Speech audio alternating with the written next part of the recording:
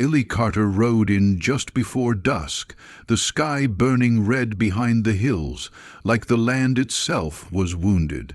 3 months on the trail had carved deeper lines into his face and hardened his hands, but all he wanted now was the quiet of his cabin and a clean place to sleep. As he dismounted, something felt wrong. The corral gate hung open, swaying gently in the wind, and his horse snorted uneasy. Illy rested his hand on his revolver and moved toward the cabin, boots slow on the dirt. The door was unlatched. He pushed it open with the barrel of his gun. Inside, the air smelled of smoke and crushed sage, not the stale emptiness he expected. The fire pit held fresh ash. Someone had been here. His heart began to pound as he stepped forward, every sense awake. Then he saw her. She lay on his bed, half covered by his blanket. Dark hair spread like ink across the pillow. For a moment he thought she was dead. Then her eyes snapped open. In a blur of movement, she reached beneath the blanket and came up with a knife, the blade catching the fading light. She was Apache. He knew that much at once. From the cut of her features to the beaded cord at her wrist, Illy froze. Slowly, he raised his hands and let the gun fall to the floor. He spoke, voice calm despite the fear crawling up his spine. But she did not understand his words. Her breathing was shallow, her grip on the knife trembling. As she shifted, he saw the blood soaked into his sheets. Dark and drying along her side, she tried to sit up and failed, a sharp breath escaping her lips. Pain broke through her defiance for just a second. Illy stepped closer, careful, showing his empty hands. He pointed to the wound, then to himself, then mimed, washing and binding it. She watched him, eyes sharp and suspicious, weighing her choices. Outside, the wind howled across the prairie, carrying distant sounds that could have been riders or nothing at all. Illy understood the danger instantly. If soldiers found her here, they would not ask questions. If neighbors learned he was sheltering an Apache woman, they would turn on him just as fast. She lowered the knife slightly, not in trust, but in exhaustion. Illy took that as permission. As he knelt beside the bed, tearing cloth for bandages, he realized something had already shifted. This was no longer just his cabin, his land, his life.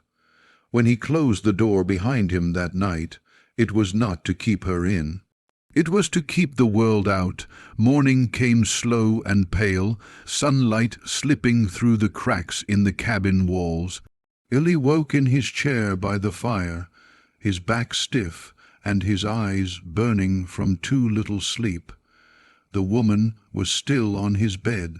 She had not tried to run. That alone surprised him. Steam rose faintly from the pot of water he had kept warm through the night. And when she stirred, her hand went instinctively to the knife resting near her thigh. Illy spoke softly, though he knew she could not understand him. He held up the cloth he had used to clean her wound, now stained and drying, then pointed to the water.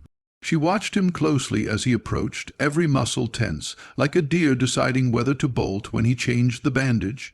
She did not cry out, but her jaw tightened, and a bead of sweat rolled down her temple. The wound was deep, torn by either a blade or a bullet. She should not have survived the night. When he finished, she said something in her own language, her voice low and steady. He did not know the words, but the sound of them stayed with him. She pointed to herself and spoke again. Nigh, then she gestured toward him, waiting. After a moment he understood. Illy, he said, tapping his chest.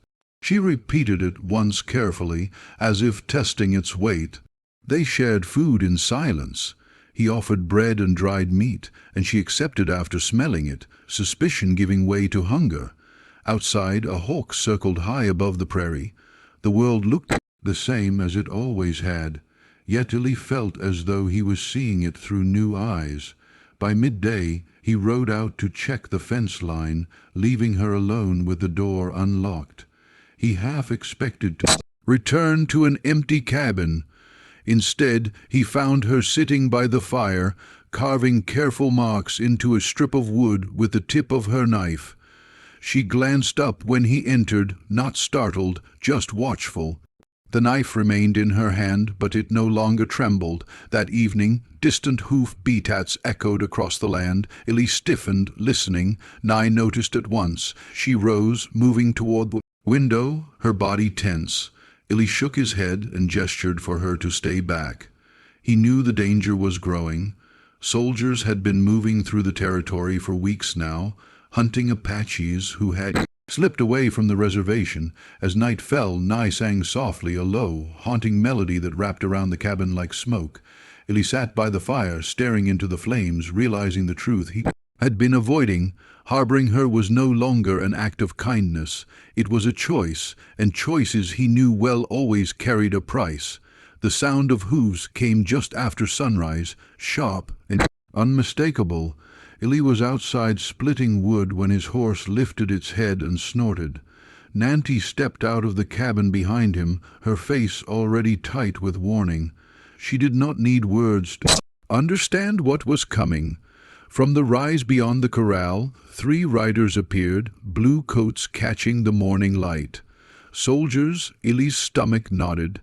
He set the axe down slowly and moved forward, forcing his shoulders to stay loose. I slipped back toward the trees, silent as breath, a bow already in her hand. Their eyes met for a brief second. He shook his head once, a plea. She paused, then vanished into the brush. The soldiers rode up, dust curling around their boots. Their leader was young, with a hard mouth and tired eyes. He asked polite questions at first. Had Ellie seen any Apaches, any strangers passing through? Ellie answered calmly, keeping his voice steady. He said no. He said he'd been alone for weeks. The lie tasted bitter, but he did not hesitate. One soldier dismounted and began to look around, his gaze lingering on the cabin door, the fresh tracks near the well. Ellie felt the weight of his rifle on his back, like a promise and a threat all at once. He stepped into the man's path, smiling thinly, offering coffee. The soldier hesitated, then waved him off and kept walking. A sudden crack split the air. The soldier's rifle discharged as he stumbled. Near the corral, the shot tearing into the dirt. In the same instant, Nanty's arrow flew from the trees, striking the ground at his feet. Chaos erupted, horses reared, one soldier shouted, another raised his weapon toward the trees. Ellie moved without thinking. He swung his rifle up and fired into the air, then planted himself between the soldiers and the brush. He shouted for them to stop. His voice roar. The leader turned on him, fury blazing, accusing him of hiding an Apache woman. Ellie did not deny it. The standoff stretched heavy and dangerous. Finally, one soldier lay wounded, not by Ellie's hand, but from being thrown when his horse bolted. Blood darkened the dust. The leader cursed, realizing the situation had spun beyond control. With a final glare, he ordered a retreat, warning Ellie that they would return. When the riders disappeared over the ridge, the prairie fell silent again. Nanty emerged slowly, bow lowered. She touched Ellie's arm, her expression grave. She spoke a single word he understood without translation. Come. That night, Ellie sat alone in his cabin, staring at the walls that had once meant safety. By dawn, he knew one thing with certainty. There was no going back. The fire was already dying when Ellie made his decision. The cabin felt smaller than it ever had, its walls closing in as if they knew he was about to leave. Outside, the stars stretched across the sky in cold, endless silence. Nye sat across from him, her dark eyes steady, waiting. She had not pressed him. She had only spoken that one word and trusted him to understand. Before dawn, Ellie buried what little he could not carry. His mother's tin locket went beneath the old cotton wood along with a few coins, and the past he no longer had room for. The rest he burned. The cabin caught quickly, flames licking at the roof, smoke rising into the pale morning sky. Illy did not look back when the walls collapsed, that life was finished. They rode toward the mountains, keeping to the shallow valleys and dry washes where tracks were harder to follow. Nye led with quiet confidence, reading the land as if it spoke directly to her. Illy followed, learning when to ride and when to walk, when to stop and listen. Each mile carried him farther from the man he had been. By the third day, his body etched in ways it never had before, not from labor or hunger, but from the constant watchfulness. Nent I moved with ease, yet she always stayed close, slowing when he slowed, guiding without pride. At night they shared small fires hidden among rocks, speaking little. She taught him signs and gestures, and he taught her words, pointing to the stars, the horse, the fire himself. When they reached her people, there was no celebration. The elders watched him with cautious eyes. Measuring his worth, Illy felt their judgment and accepted it. It was a stranger, a risk. And I stood beside him, silent but unyielding. Seasons turned. Illy learned to hunt without waste, to listen before acting, to wait. He learned that strength did not always come from standing alone. Nye learned his stories of cattle drives, of empty nights, of a home that had never truly been full. They did not rush what grew between them. Trust, he discovered, was stronger when earned slowly. Sometimes Illy dreamed of his old cabin and woke with the smell of smoke in his nose. Other times he woke to the sound of Nanty's quiet breathing and felt something he had never known before, belonging. He had crossed into a world that would never fully claim him and left one that would never take him back. Yet, under the wide sky between two ways of life, Illy understood the truth at last. The day he came home and found a stranger in his bed was not the end.